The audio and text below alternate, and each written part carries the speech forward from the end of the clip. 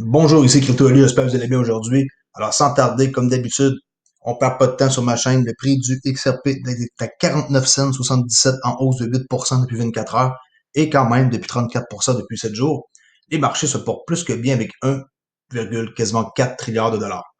Alors, XRP, même affaire, on a vu une belle montée jusqu'à 53 cents, ça l'aurait descendu ici à 45 et là c'est en train de remonter et on voit qu'il y a beaucoup de transactions présentement avec 4 millions de transactions par minute.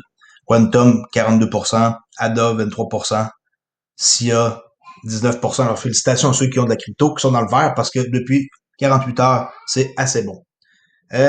Juste une mise à jour pour vous montrer ici qu'on peut maintenant rejoindre deux memberships sur ma chaîne XRP Entrepreneur et XRP Curieux. Allez voir si ça vous intéresse. Ici, on peut peser sur rejoindre.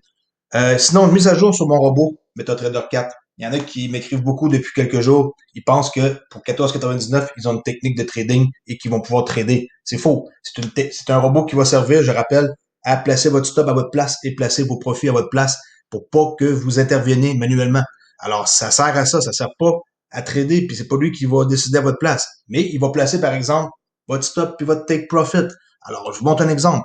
Par exemple, ici, sur l'euro, je prends une position d'achat. C'est un exemple, là. J'ai pris l'euro, là, mais on sait que nous, on traite pas la Forex, là. Bon, voyez-vous, il a placé ici pour moi le stop en bas à 70 et il a placé automatiquement un take profit à 346 pour 5 pour 1. OK? Miser une pièce, faire 5 pièces. Alors, ça sert à ça le robot. OK? Mais si vous n'avez pas une technique de trading, achetez pas le robot. Vous allez perdre 14,99. OK? Alors, that's it. On peut fermer la position comme ça, tout simplement. Bon, ça c'est fait, tout est dit. Alors, on commence avec les nouvelles. Hein? Parce qu'hier, j'ai pas pu tourner de vidéo. Alors aujourd'hui, je vais en faire quelques-unes. Alors, Brian Brooks, hein, on sait que c'est l'ancien contrôleur de la monnaie numérique, prédit un règlement de la SEC lié à la distribution du XRP. Ça, j'adore entendre ce genre de nouvelles-là. Un règlement entre Ripple Lab et la SEC est l'issue la plus probable du procès selon l'ancien président de l'OCC, Brian Brooks. L'utilité et la décentralisation sont les arguments selon lesquels XRP ne peut être une sécurité. That's it, juste comme ça, un petit passage que je vous mentionne. Je ne vais pas vous commencer à vous lire tous les articles. Maintenant, je vais vous donner des devoirs, je vais vous mettre des liens dans la description pour que vous puissiez lire approfondément euh, une nouvelle si ça vous intéresse. Ici, sur Ripple Insight, okay, favoriser l'inclusion financière via les paiements numériques en temps réel. C'est un article qui est sorti ça en date du 8 février, qui est hier. Alors, j'ai trouvé un truc intéressant, un paragraphe. La démocratisation de l'accès. Actuellement, 70 millions de personnes aux États-Unis et environ 1,7 milliard dans le monde vivent leur vie quotidienne en dehors du système financier. C'est énorme, là. C'est une personne sur deux, là. Euh, pas une personne sur deux, une personne sur quatre, là. Okay?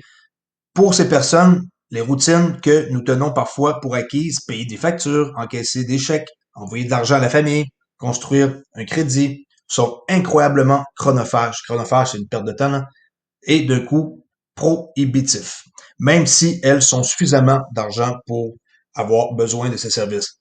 Alors, voyez-vous, hein, c'est vraiment intéressant de voir comment est-ce que le besoin est énorme par rapport au paiement transfrontalier, là.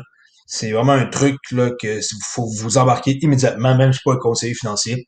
Je vais vous mettre le lien ici de Ripple Insight. Quand c'est des liens par rapport à Ripple de leur site web, je vais mettre des liens okay, pour être sûr de la véracité.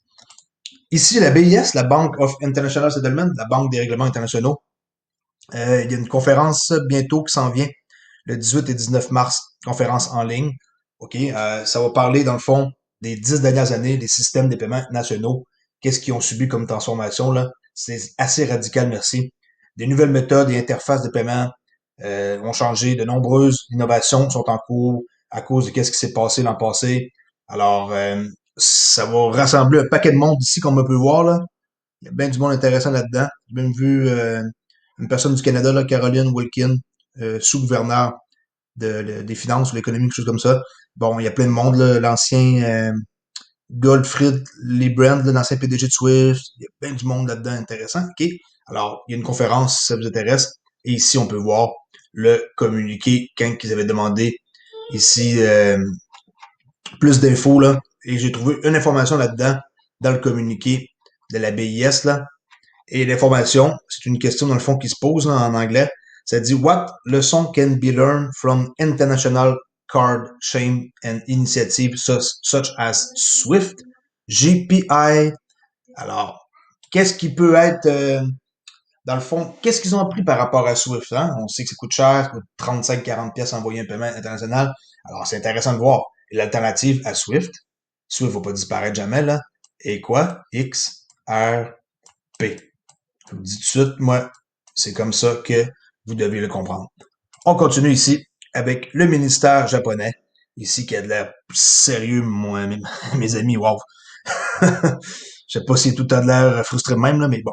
Le ministère japonais des Finances souhaite que les membres du G7, qui est les 7 plus gros pays, là, discutent en profondeur des CBDC, Central Bank Digital Currency. Le 12 février, le ministère des Finances des pays du G7 tiendront une réunion virtuelle pour les premiers pourparlers ministériels pour 2021. Le ministre japonais des Finances, Taro Aso, pour une fois que le nom n'est pas compliqué à dire, a récemment demandé à tous les ministres des Finances du G7 d'avoir une discussion approfondie sur les monnaies numériques des banques centrales, CBDC. Lors d'une récente conférence de presse, Taro Aso a appelé à la nécessité d'introduire des mesures politiques fortes pour la crypto-monnaie pour les pays du G7. Inquiétez-vous pas, ils vont réglementer ça de façon à ce qu'ils aient le contrôle. Ils vont jamais perdre le contrôle, ce genre de personnes-là. C'est les personnes les plus puissantes du monde dans le G7, là. Alors, hein, si vous pensez encore pouvoir vous en sauver avec les taxes, là, c'est une question de temps. Et je crois que les États-Unis, ils vont être les leaders pour taxer la crypto. Première réunion de ce type depuis que Joe Biden est devenu président. Okay? Et ici, on voit que le yuan numérique inquiète les régulateurs financiers du monde.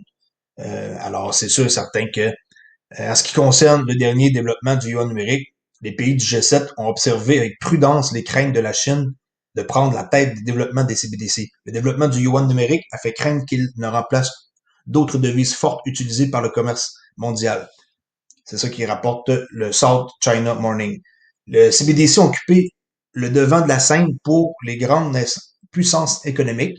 Présidente de la BCE, hein, qu'on connaît tous, Christine Lagarde, a également été très vocale sur le développement des CBDC, la zone euro ayant déjà commencé à travailler, pour le monde qui ne savent pas, là, sur une monnaie numérique pan-européenne, également appelée l'euro numérique.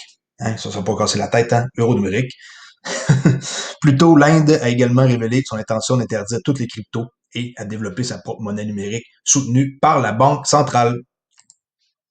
Continue ici avec Binance, hein, Holding, qui abandonne son action en diffamation contre Forbes. On se souvient, Forbes, c'est un journaliste, concernant la publication d'un article qui alléguait que l'échange cherchait délibérément à échapper aux régulateurs américains. Là. On peut voir ici que l'action intentée, ils ont abandonné là. Alors, bon, eux, ils disaient qu'ils voulaient esquiver les régulateurs financiers américains. On ne sait pas si c'est vrai. En tout cas, à vous de juger.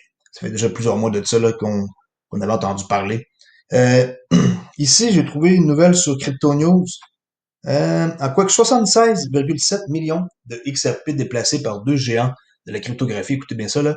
Ripple et Coinbase. En partant, c'est pas normal. Coinbase, ils sont même pas censés faire quoi que ce soit avec les XRP, là, vu qu'ils ont arrêté complètement de faire affaire avec Ripple, qui est XRP, excusez-moi. Alors, Ripple et Coinbase ont transféré ensemble 33,4 millions de dollars en deux transactions, hein, portant 21,7 millions d'XRP de Ripple et 49,6 millions de XRP de Coinbase. Alors, je comprends pas pourquoi là, qu'ils réussissent à faire ça entre eux autres. Là. Alors, Ripple a transité la cryptographie entre ses portefeuilles, encaissant apparemment des fonds sur 6 milliards détenus par la société de XRP. Il a également toujours 48 milliards en passant qui sont sous séquestre, là, en compte escroc, et a distribué à date 45 milliards, j'arrondis là, de XRP. On peut voir les transactions ici de Wells Alert. Alors, à suivre, ça brasse pas mal. On dirait qu'il se passe de l'accumulation. Ça, j'aime ça. Ça veut dire que le prix va exploser. C'est une question de temps. Et ici, moi, l'étape qui est intégrée qui a été intégrée par la première banque Challenger du Japon.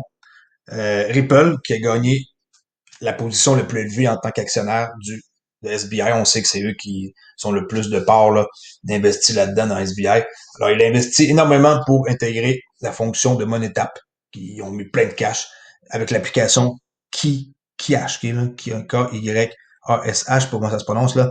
Ripple affirme que la nouvelle fonctionnalité est hautement centrée sur l'utilisateur, ce qui rend la vie de ses utilisateurs plus confortable. Merci enfin une façon d'utiliser la crypto sans se casser la tête.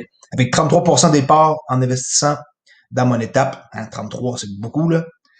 SBI Ripple Labs a acquis la position d'être le plus grand détenteur de ses actions. Cette nouvelle a été annoncée il y a quelques jours, le géant financier de la filiale japonaise SBI Holding, avec M. Kitao, là, qui va faire bouger, lui, et XRP sur les enchères et tout ce qui est en train d'installer.